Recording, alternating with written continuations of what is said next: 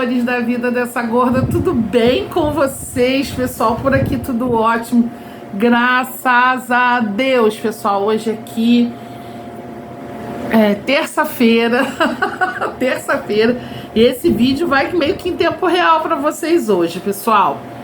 E eu vim falar de um assunto aqui, quando vocês me veem sentadinha aqui, deixa eu arrumar vocês bonitinha.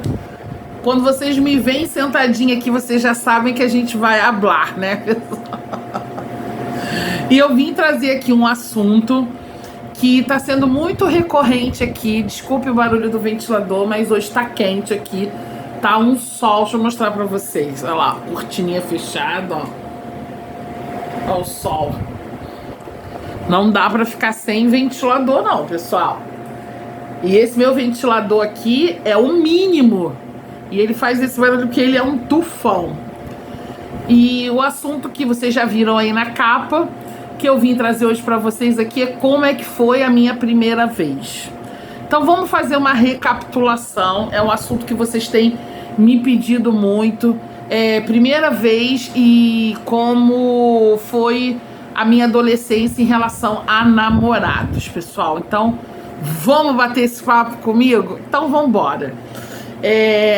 Aí pra trás eu fiz um vídeo falando sobre higiene íntima. Teve uma pergunta que eu achei um pouco invasiva, mas eu levei super de boa, porque de repente a pessoa que perguntou não falou na maldade, querendo saber sobre a minha...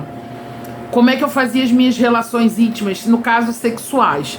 E eu falei que isso eu não vou falar aqui nem em lugar nenhum, porque isso é uma coisa muito íntima, muito pessoal.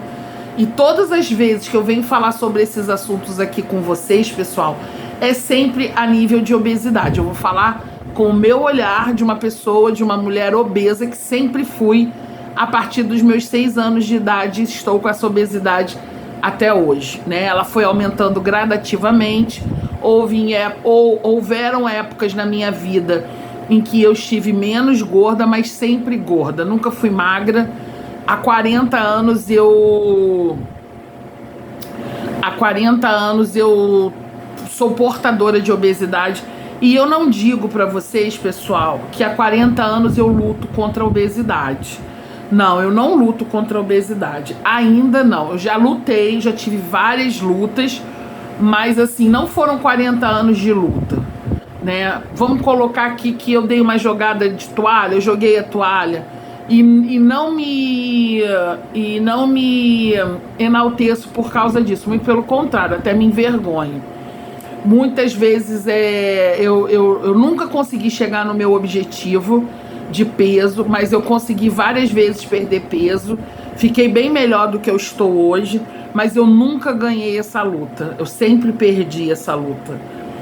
E quando eu falo que uma pessoa vive lutando contra a obesidade, é que ela, né, vive saindo de uma dieta e entrando em outra, saindo de um... E comigo não foi assim, pessoal. Eu fiz várias dietas e regimes na minha vida e eu sempre parei no meio do caminho, eu sempre desisti. A obesidade sempre ganhou de mim, sempre. Sempre. Então eu tô nessa jornada, mas não nessa luta, no sentido de que muitas vezes eu me coloquei na luta e eu perdi. Então, assim, nesse momento da minha vida, eu resolvi que eu ia parar de fazer essas minhas dietas muitas vezes malucas, que quando perdi 60 quilos, eu fiz uma dieta maluca. E não vou falar pra vocês, e que não é uma coisa que vale a pena compartilhar. E dessa vez eu tô fazendo diferente, pessoal. Dessa vez eu fiz essa dieta, perdi 60 quilos, fiz uma dieta maluca, mas eu, por um outro lado, eu também estava sendo acompanhada psicologicamente. E a minha psicóloga nem sabia que eu estava fazendo essa dieta maluca, não. Então, assim, no início foi bem maluca, mas aí depois ficou numa boa. E dessa vez eu fiz diferente, sabe, pessoal? Eu sempre foco muito na dieta, eu sempre foco muito no físico, no quantos quilos eu perdi, fico naquela noia de toda hora querer me pesar, e meu Deus, eu já emagreci tanto, eu vou perder tanto, e dia tal eu vou estar com tanto. porque eu sou uma pessoa ansiosa. E aí o que acontece? Os dias vão passando, os meses vão passando, eu vou vendo que o meu objetivo tá ficando longe e aquilo vai me dando desânimo e eu largo, né? E dessa vez eu tô fazendo diferente. Eu sempre começo os meus acompanhamentos psicológicos tentando encaixar junto uma dieta. Sempre. E dessa vez eu resolvi fazer diferente. Dessa vez eu resolvi começar o meu tratamento psicológico, tentar me curar de muitas coisas que eu preciso, para depois, então, focar numa dieta. Mas nesse momento eu não faço dieta, não tô fazendo. É por isso que eu sempre disse para vocês que eu, quando fosse fazer, apesar do meu canal não ser um canal de dieta, eu ia mostrar aqui uma coisa ou outra para vocês relacionados à dieta. Mas dessa vez eu tô fazendo diferente de todas as vezes que eu tentei fazer em 46 anos. Dessa vez eu vou tentar focar mais no meu lado emocional e deixar o meu lado físico em stand-by, não sei se assim pode se dizer. Como eu disse para vocês, todas as vezes que eu fiz terapia, e a maioria delas eu consegui perder peso, e quando por algum motivo eu deixo de fazer a terapia, eu engordo às vezes até o dobrado. Eu sempre, pessoal, engatilhei tratamentos psicológicos à dieta. Resolve, dá certo, dá. Mas só por um determinado tempo. Então dessa vez, mas quem é que te falou para fazer assim? Ninguém me falou, pessoal.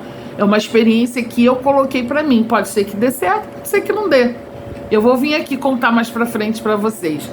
É por isso que eu batalho tanto em falar para vocês sobre a condição do tratamento psicológico, do corpo e da mente sã. Não adianta um tá e o outro não tá. Sabe, pessoal? Os dois precisam andar em equilíbrio, em harmonia. A saúde mental é tão importante quanto a saúde física. Eu diria até que é 50%. É 50% a saúde física, 50% a saúde psicológica, né, mental. Então, eu tô num tratamento aí, né, bacana com a minha terapeuta Raíssa. Se você estiver me vendo, Raíssa, um beijo para você. E eu tô querendo me curar de coisas que estão aqui dentro de mim, gritando, e para depois eu tirar o meu peso da alma, pode-se dizer assim, para mim depois começar a tirar o meu peso físico. Faz sentido isso para vocês? Mas é mais ou menos isso aí. Então, só para dar um parecer para vocês aqui sobre o meu momento, né? É o que eu digo para vocês. Quem sabe mais pra frente eu não vou falar de dieta. Muitas pessoas não entendem por que eu não falo. Muitas pessoas não entendem por que eu não faço uma dieta. E não tem que entender realmente, não. Quem tem que entender sou eu. Eu faço desse canal um diário da minha vida, e aqui eu vou registrando tudo que eu acho muito importante. Aos poucos vocês vão conhecendo a Catarina, o jeito de ser. Enfim, pessoal, então nesse momento da minha vida eu tô muito focada no meu psicológico. E com certeza o físico vai vir em seguida. Tô fazendo diferente, porque até então eu sempre fiz de um jeito, dava certo, mas não dava muito certo. Então agora, fazendo diferente, vamos ver se vai dar certo. Torçam por mim, orem por mim, para que eu possa me sentir bem psicologicamente, para fazer uma dieta, perder um pouco de peso, sem pressa, sem angústia, sem ansiedade. Se vocês gostam de mim, e se vocês querem dar um presente para essa gorda, um presentão, orem por mim. A oração é o melhor presente que a gente pode receber no mundo. Quando a gente gosta de uma pessoa, que a gente ama essa pessoa, ore por essa pessoa, peça ao Senhor para aliviar o peso, para intensificar o amor, a coragem. E é isso, pessoal. Aqui não existe espaço para vitimismo, aqui não existe espaço para peninha, aqui existe, e eu quero que exista sempre coragem, resistência, amor, fé, caiu, levanta, e é assim que vai, né?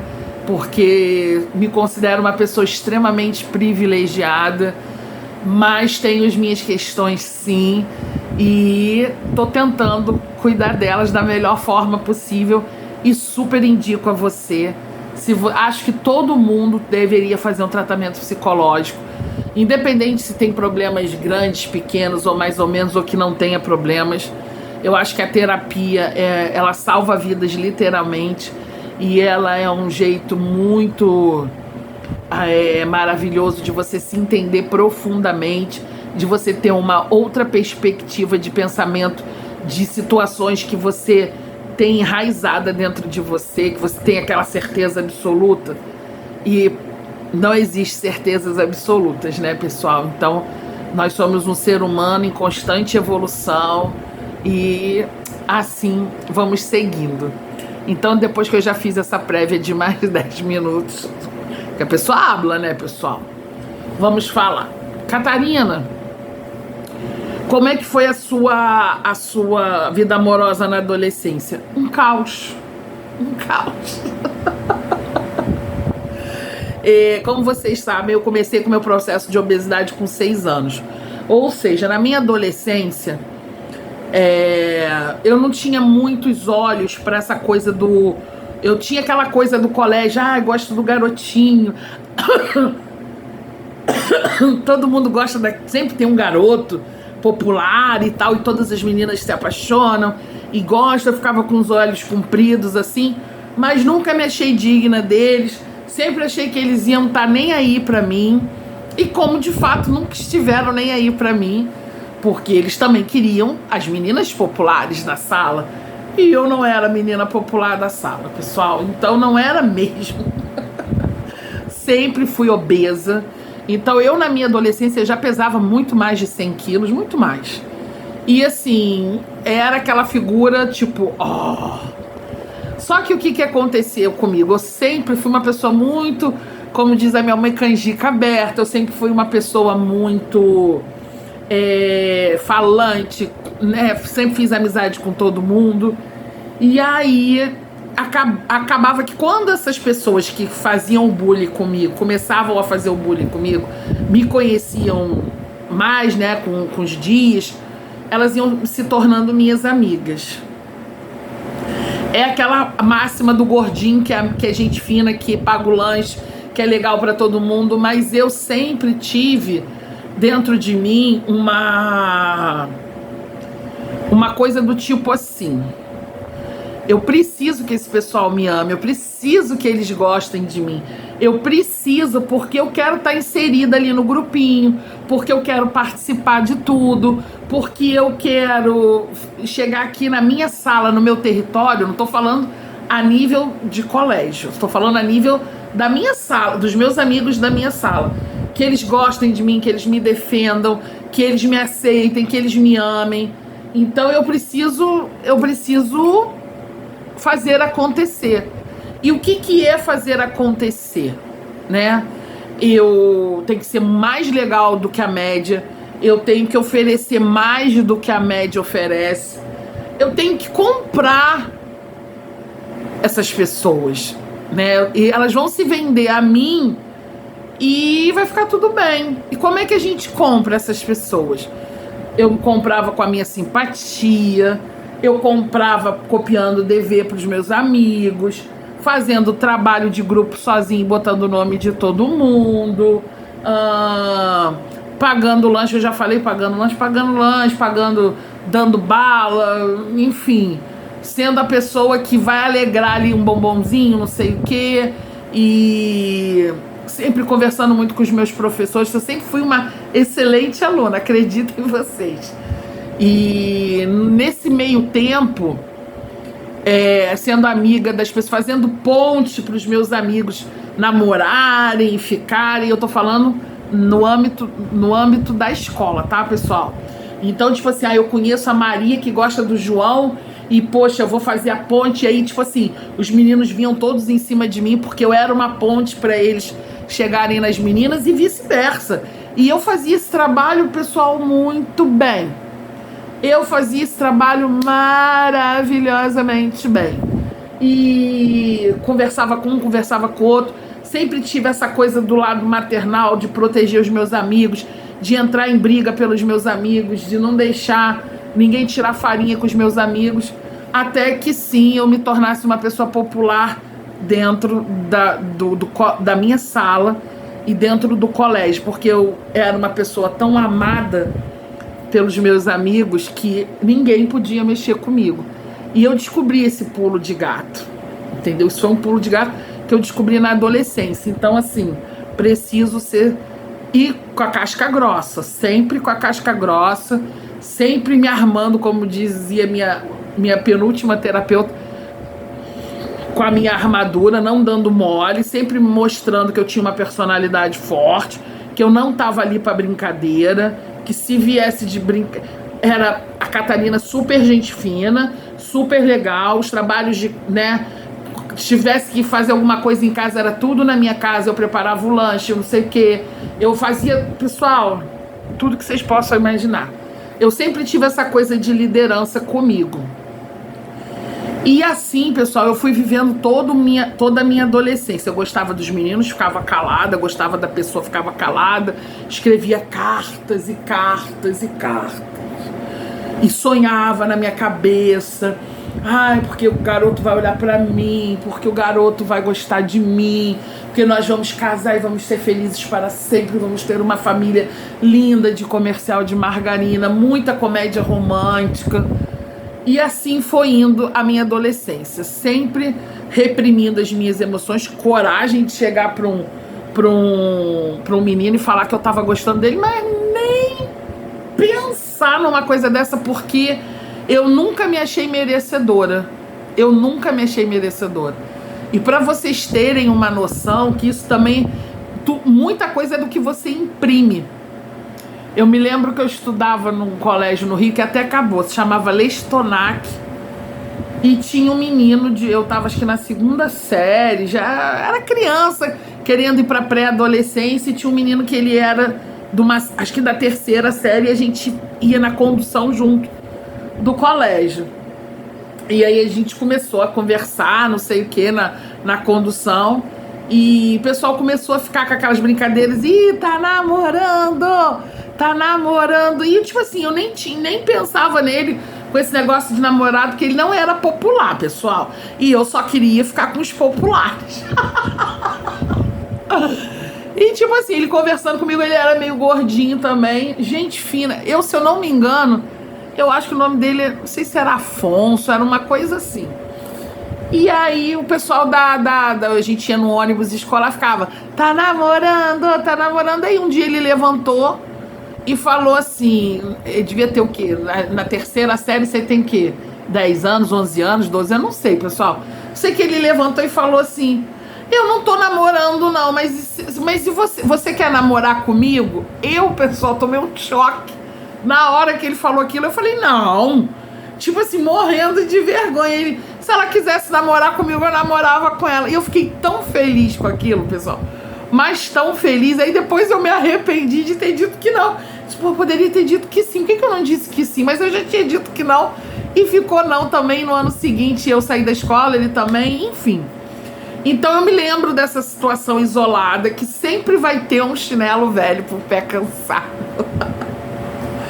Mas era assim, pessoal, e eu sonhava com os meninos populares chegando pra mim, dizendo que queriam namorar comigo. Gente, eu sempre fui uma criança muito criativa, e eu sempre, já vi que eu já escrevi um livro, né, pessoal, de tão criativa que eu sou. Mas sempre com o meu pé na realidade, sabendo que aquilo ali não era pra mim.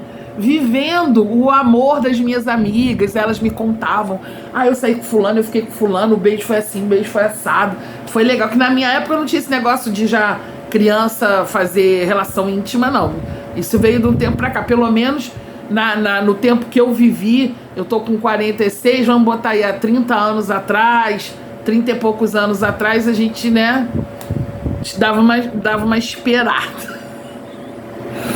E era aquela coisa de vai pra casa de não tinha Netflix, vamos ver o filme da sessão da tarde, ou vamos no cinema, não sei o que tinha.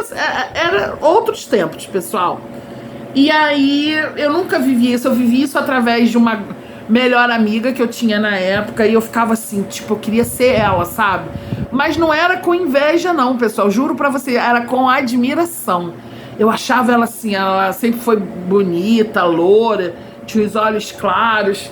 Ela é minha amiga até hoje, né? A gente tá um pouco afastado, mas nós somos amigas. Muitas coisas aconteceram. E essa minha amiga é uma amiga que eu trouxe do CA, na minha época era CA da alfabetização. E eu achava ela assim, tipo, eu ficava assim, nossa, como fulana é maravilhosa, como ela consegue as coisas, como é que os caras se apaixonam por ela, tipo assim, minha ídola, entendeu? Tipo, pô, ela fazia, ela se vestia da forma como eu queria, mas eu sempre ali no coadjuvante.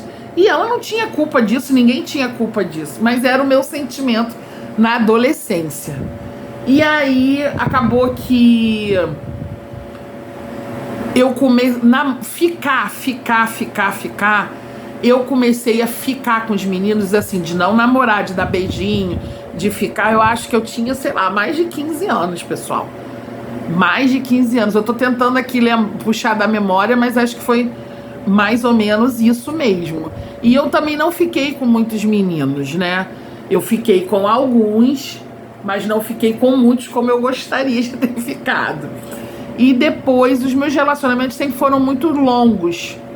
Então, nunca gostei desse negócio de ficar, pessoal. Nunca gostei. Eu sempre sonhava.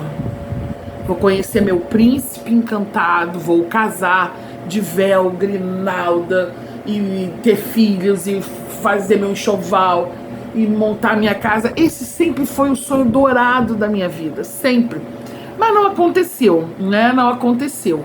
Então aí eu comecei a conhecer uns meninos, comecei a ficar com os meninos, enfim, e muito pudor, não podia tocar em mim, eu ficava toda assim, cheia de gueri-gueri, mas não é porque eu não quisesse, é porque eu tinha vergonha do meu corpo, eu tinha vergonha de ter barriga, do peito, de não sei o que, do braço gordo, de não sei o que, nananã. Então, tipo assim, eu meio que ficava meio travada, sabe? E o tempo foi passando, as coisas foram acontecendo, eu tinha os meus amores aqui calada dentro de mim. Pessoal, pra vocês terem uma ideia, eu brinquei de boneca até 18 anos. Eu brinquei muito, fazia aquelas casinhas no chão. Eu, com 15, 16 anos, adorava brincar de Barbie. Aí chegava assim no meu quarto, a minha irmã odiava. Minha irmã gostava de desenhar, gostava de jogos. Aí eu fazia aquela casa enorme. Aí a casa da Barbie eu tinha os móveis, tinha piscina, botava uma bacia da minha mãe. E ali eu ficava, gente, horas e horas. Eu tinha várias Barbies. Meu pai viajava, meu pai padrasto viajava, trazia, cada lugar que ele ia, ele trazia uma Barbie pra mim.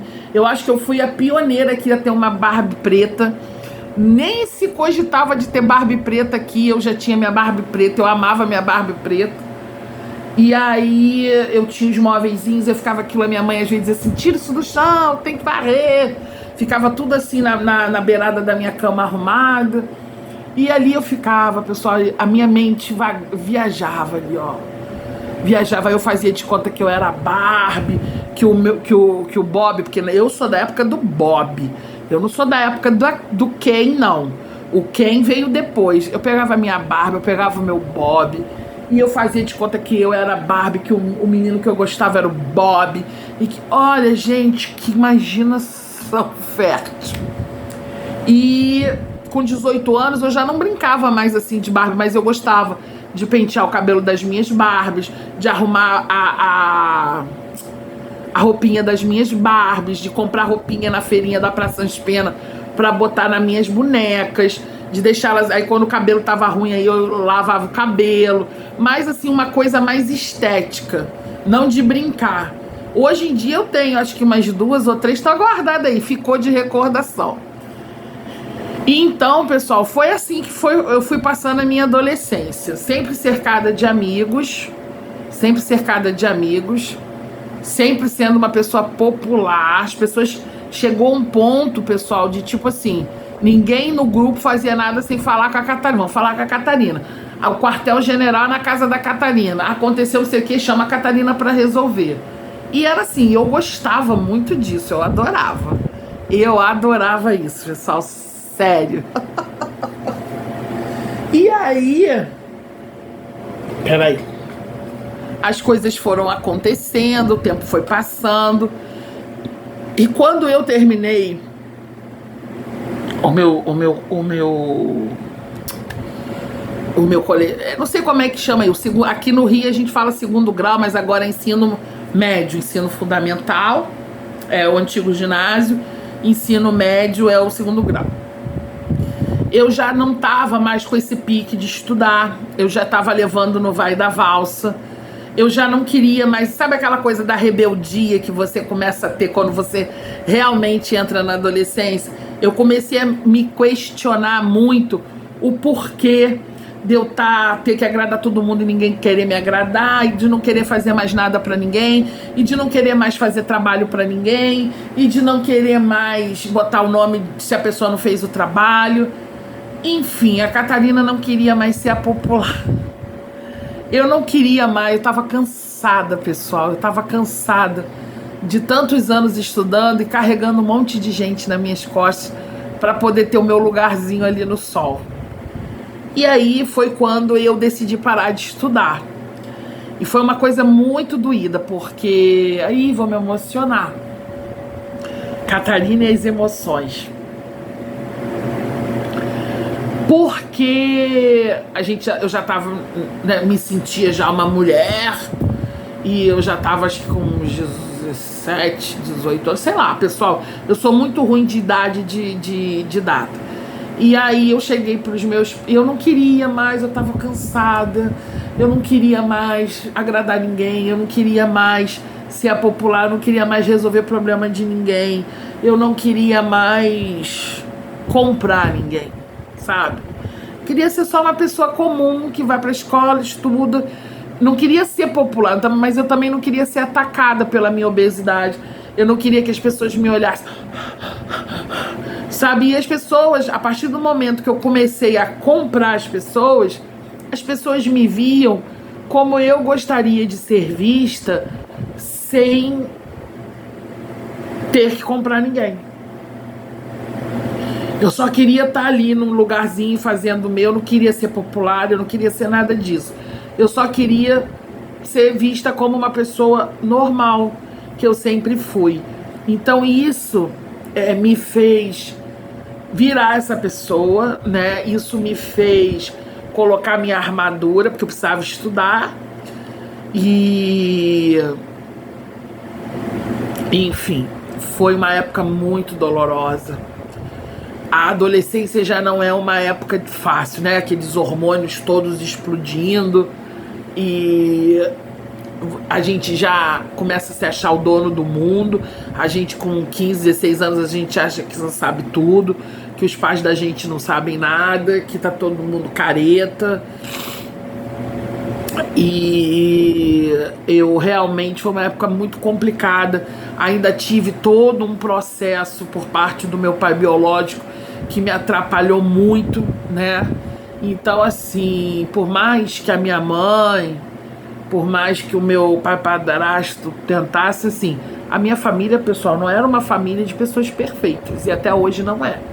Nós temos milhões de problemas, milhões de situações, como toda família tem, mágoas, e assim, o que eu acho bacana é que eu tenho a certeza de que todos nós, hoje com 46 anos, eu tenho a certeza que todos nós erramos muito, mas sempre com o maior objetivo de acertar um com o outro. Então, eu já não estava com a cabeça muito boa. E aí eu tomei a decisão de que eu não ia mais estudar. Nessa época, minha mãe e o meu pai, eles tinham um bar e lanchonete na Tijuca, no Rio de Janeiro. E eu falei com os dois, eu conversei com os dois, eu me lembro que foi até lá dentro do bar. E eu falei pra eles que eu não queria mais estudar. E meu pai e minha mãe foram assim, a princípio eles ficaram meio assim. Tinha minha avó também, que, nossa. E eu falei pra eles que eu preferia trabalhar, que eu não queria estudar, que não sei o que eu não tava afim, que eu não queria mentir pra eles, Porque se eles me obrigassem, eu ia acabar faltando, eu ia acabar burlando. Eu queria ser sincera. E eu queria deixar de estudar para começar a trabalhar. E aí os meus pais não ficaram muito felizes, mas também me apoiaram, né? Eu acho que eles entendiam e de longe eles imaginavam assim que era difícil para mim, sabe? Então assim, eu tive o apoio dos meus pais, isso foi muito importante, muito significativo, porque com a minha família, pessoal, eu estava sempre bem, amparada, amada. A minha família nunca me viu com olhos de terror, ou com olhos de ai, como ela é diferente, ou ai meu Deus, que coisa horrível. Então eu sempre me sentia muito confortável quando estava com a minha família, sobretudo com meu pai padrasto. Ele não admitia que ninguém fizesse bullying comigo, e por ele ser uma pessoa bem violenta, de gostar de arrumar confusão e tudo, muitas vezes, pessoal, eu não contava as coisas porque eu ficava com medo dele ir lá na escola, dele arrumar uma confusão ou dele parar não sei o que. Então assim, muitas vezes eu tive que engolir porque eu não queria que acontecesse uma coisa pior. Porque se ele tivesse que ir em cima de alguém pra me defender, ele não ia pensar duas vezes. E eu tinha muito medo, assim, de tipo, eu ser a causadora de uma confusão, de uma tragédia. Então E aí eu comecei a trabalhar lá no bar, mas aí trabalhei pouquinho lá, pessoal. Trabalhei muito não. Ficava mais em casa, cuidava mais das coisas de casa. Minha mãe ficava durante o dia, meu pai durante a noite, quando não estava trabalhando, enfim. Meu irmão também trabalhou um pouquinho lá. Eu e a minha irmã ficávamos mais em casa. E assim foi acontecendo até que lá no bar eu conheci o meu ex-marido, né? Que eu já contei a história aí pra vocês. É o meu primeiro que eu tinha. Ai, Jesus, o meu primeiro, que às vezes as pessoas se confundem, né? Que eu falo tanto que eu não vou botar nome aqui, pessoal, porque o meu objetivo aqui, pessoal, não é expor ninguém, é contar as histórias da minha vida, com a minha perspectiva. Se de repente for botar eu contando uma história, a mesma história, eu contando, e ele contando, as histórias vão ser diferentes, porque as pessoas têm perspectivas diferentes. Então foi lá que eu conheci a história do meu primeiro marido, marido que morou junto, tá, pessoal? Que eu nunca fui casada no papel. E que deu aquele problema todo com a minha irmã. E falando nisso, vou falar aqui. Eu recebi um comentário há uns dias atrás, porque é um vídeo que tá tendo muita visualização. Acho que já tá com mais de 75 mil visualizações. São 2 vídeos que não deu tudo. Um tá com 40 e poucas mil. E o segundo tá com 75, alguma coisa assim, que o pessoal não tem paciência de ver o primeiro. Aí fica nos comentários me perguntando as coisas. Se o vídeo, são 2 vídeos, pessoal, agora eu vou brigar com vocês, pessoal. Se são 2 vídeos contando uma história, não adianta ver só um vídeo, vocês não vão entender. Vocês têm que ver do início para vocês poderem entender. E depois fica aqui me perguntando as coisas nos comentários. Ai, hein, pessoal? Vai lá ver o vídeo, os 2 vídeos, são grandes. Não tem paciência de ver um dia, passa uns 2, 3 dias, ver o outro, pra vocês poderem, senão vocês ficam boiando aí na história. É um vídeo é uma história com 2 vídeos. Vocês só querem ver o final. O segundo vídeo tá com 75 mil visualizações, o primeiro tá com 40 e pouco. Peraí, né, pessoal? Mas o brasileiro, ele é assim. Então eu recebi um comentário que dizia assim, mais ou menos assim: perdoa sua irmã nada. Se você tivesse perdoado ela, você não estaria expondo ela contando isso. Então, só para essa pessoa, que foi a única pessoa que falou isso para mim. Então eu vou falar para você. Você sabe quem é, não vou lembrar seu nome aqui, mas você que escreveu, você sabe quem é. Perdoei a minha irmã de todo o meu coração. Tenho um amor incrível, imenso por ela, mas não tenho amnésia. Eu sofri muito. me recuperei, me curei. E talvez, muito talvez, se a minha irmã hoje em dia fosse ainda viva, eu jamais contaria essa história, ou então comentaria com ela se eu poderia contar. Mas acredito que não contaria, por ela estar viva, por vocês conhecerem ela, porque ela ia estar aqui no meu meio. Então, provavelmente eu nem perguntaria, eu não contaria. Então, assim, só que a minha irmã não tá mais aqui. Eu não tenho intuito nenhum de preservar o cara que fez isso comigo, apesar de que eu não dei o nome dele aqui. As pessoas, minha família, meus amigos, as pessoas que me conhecem desde sempre sabem quem é. Mas eu não dei o nome dele aqui. Então, assim, o que essa pessoa disse que eu não perdoei, eu perdoei sim. Eu tanto perdoei ela que ela voltou a morar comigo. Perdoei ela de todo o meu coração. Eu não perdoei a minha irmã porque ela ficou doente. Ah, mas ela morreu de quê, pessoal? Minha irmã teve um lúpus muito agressivo e em 1 ano, tipo assim, ela ficou doente e morreu. Foi uma coisa assim, demorou muito para ter o diagnóstico, enfim. E depois, se vocês quiserem, eu até trago aqui a experiência da minha irmã sobre o lúpus, que eu acho que é uma doença pouquíssimo divulgada, seríssima, que precisa de muita atenção, e eu posso passar aqui para vocês um pouco do que eu vivi com a minha irmã, que na verdade quem cuidou da minha irmã foi a mãe biológica dela, porque nós já estávamos aqui em Saquarema.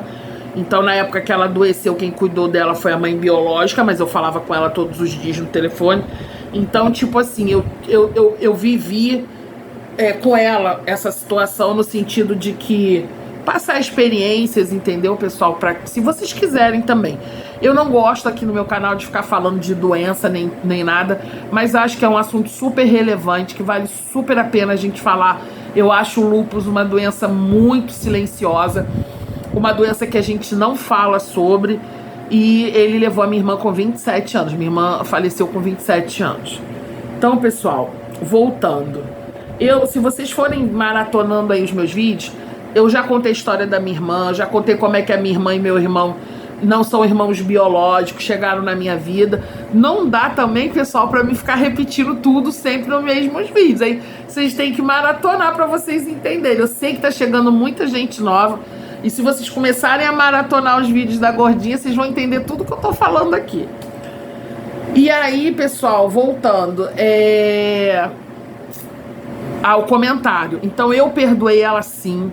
Depois de muitos anos é que ela ficou doente. A gente voltou às boas. Ela me pediu desculpas.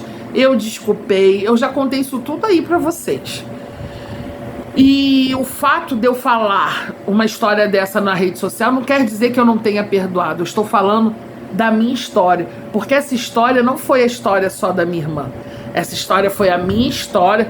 E provavelmente, se o meu ex quiser contar, também é uma história dele. Foi uma história de nós três.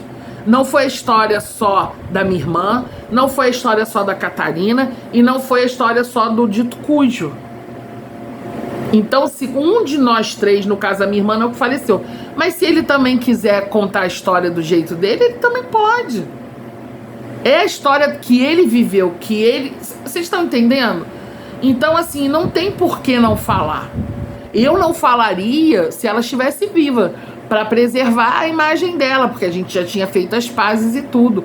Mas é uma história minha, eu achei super relevante. É uma história de superação, é uma história de perdão, é uma história de amor, entendeu, pessoal? E vocês veem que é uma história tão fora da curva, que é um vídeo que tem um canal que não tem nem 7 mil inscritos. Eu tenho 6.600 e alguma coisa, não sei depois que esse vídeo for ao ar, mas eu tive visualizações de 75 mil pessoas acessaram esse vídeo. É o meu vídeo que tem mais acesso. Então, quer dizer, não foi tão irrelevante assim. E eu quero dizer para você que fez esse comentário que eu posso falar sim, que eu perdoei sim. E eu devo e vou continuar falando, porque é a minha história. Eu não tô contando a sua história, eu tô contando a minha história. que acabei de dizer que mais 2 pessoas poderiam contar também, sendo que uma faleceu, mas uma ainda pode contar do jeito dela, da perspectiva dela. Então não tem porquê, não existe isso. Ai, porque você está... Gente, eu contei uma história. Da mesma forma que eu contei pra vocês que eu passei, que eu sofri, que eu perdoei, que ela se arrependeu, que ela pediu desculpas, que aquilo estava sufocando ela, porque as pessoas têm o direito de errar. Entendeu? E que a gente ficou aquele tempo sem se falar e depois a gente fez as pazes. Aquilo ali foi ótimo pra ela e melhor ainda pra mim. E eu tô querendo fazer as pazes com todo mundo, pessoal, do meu passado. Porque a mágoa é um veneno que a gente toma pra matar a nós mesmos. Você, não falo com fulano, não sei o que. É lógico, pessoal, que existem casos e casos, né? Você que aquela mágoa, aquilo vai te consumindo. Deixa pro outro. Deixa pro outro. Entendeu? Deixa pro outro. Não fica bebendo esse veneno, não. Você não merece isso. Entendeu, pessoal? Então, foi assim que eu vivi a minha adolescência. E, Catarina, como é que foi a sua primeira vez? Como é que foi a sua primeira vez? Pessoal, a minha primeira vez foi com uma pessoa muito especial, que é meu amigo até hoje, uma pessoa que eu tenho um carinho gigantesco. Eu acho que eu me senti muito amada, né? Me senti muito amada, muito querida por essa pessoa. Eu tinha 16 anos quando eu conheci ele, 16 anos. E eu conheci ele numa situação muito pitoresca. E também não vou falar aqui pra vocês a situação que eu conheci ele, porque não foi uma situação lá muito agradável. E eu tenho muita consideração por ele, eu gosto demais dele. E eu jamais o exporia aqui, jamais, jamais. Mas conheci ele, fiquei amiga dele, porque eu insisti muito pra ficar amiga dele. E se vocês quiserem, depois eu trago a nossa história aqui. Vocês deixem aqui nos comentários. Catarina, conta a história do seu primeiro amor. Que aí eu vou contar, porque sim... pessoal, olha lá, labirintite. Porque sim, pessoal, eu perdi a minha virgindade com um cara que eu amei muito, me senti muito amada por ele, uma pessoa que eu tenho um carinho gigante até hoje, um cara sensacional. E que bom que foi com ele, pessoal, que bom, que maravilhoso que foi com ele. E a gente primeiro fez um elo de amizade, depois a gente foi se conhecer. Se vocês quiserem, vocês deixem aqui no comentário, conta a história do seu primeiro amor, que eu venho aqui e conto. E foi tranquilo, pessoal. Eu acho que ele também não tinha muita experiência, eu tinha 0 experiência. E tipo assim, a gente era amigo, a gente dormia no mesmo quarto.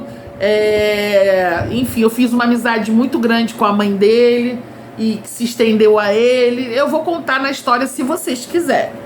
E a primeira vez foi assim, pessoal. Foi até no feriado. Foi no feriado, acho que... Foi um feriado, um negócio de consciência negra, uma coisa assim. Eu guardei porque era feriado. E tinha a cama dele de solteiro, a gente era amigo. Tinha a cama dele de solteiro em cima. E eu botava um colchonete para dormir no chão. Eu dormia no chão, no caso ele na cama, ou às vezes eu na cama, ele no chão. Só que aí acabava que nós dois ficávamos deitados assim no colchonete, falando da vida, conversando. E aí rolou. E foi bem bacana, foi desajeitado, foi rapidinho, mas aí depois a gente foi melhorando. Pessoal, mas foi assim, foi muito bonitinho, foi uma coisa assim, não é infantil não, mas foi uma coisa assim, porque quando você faz esse tipo de coisa, porque pra mim, pessoal, sexo tá muito ligado a amor. E quem não faz sexo por amor tá ótimo também. Eu não tô aqui levantando bandeira. Eu não consigo, sabe, pessoal? Pelo menos eu não gosto de falar assim pra sempre, mas assim, todas as pessoas que eu me envolvi sexualmente, eu tive um carinho, um amor. Nunca foi assim, eu conheci um cara na balada e saí com um cara e depois eu nunca mais vi o cara. E quem faz também tá ótimo. Eu não tô aqui dizendo que tá errado, não, pelo amor de Deus. Cada um com seu cada um. Eu preciso ter um emocional, preciso conversar, entendeu? Isso é meu, é da Catarina, não é porque eu sou melhor ou especial, não. E quem não pensa assim que nem eu tá ótimo, mas assim, eu nunca tive essa experiência, sabe? E acho que não me sentiria bem de ter essa experiência com uma pessoa, de sair com uma pessoa, porque pra mim o sexo, ele é muito íntimo. Não é uma coisa que o pessoal fala, vai ali, lavou, tá novo, não. Pra mim é um negócio mais complexo. Então, eu preciso estar gostando, eu preciso pelo menos ter um carinho por essa pessoa. Então, foi muito bacaninha, acho que a gente foi um bom tempo aí nessa. Depois não deu certo, mas coisas da vida, a gente era novo, a gente era inexperiente. E não sei, talvez, se fosse agora, se a gente tivesse a cabeça que a gente tem, se daria. O que eu acho bacana é que a gente se gosta, a gente se fala, a gente se respeita. A gente pode ficar um ano sem falar e falar só no aniversário, mas aí volta aquele sentimento, aquele amor, aquele carinho, e como é que você tá, e não sei o quê. E tipo assim, sempre tem uma chaminha ali, sabe? Se é que vocês entendem, mas assim, ele é um cara tão maravilhoso, porque ele não me fala muito da vida amorosa dele, não.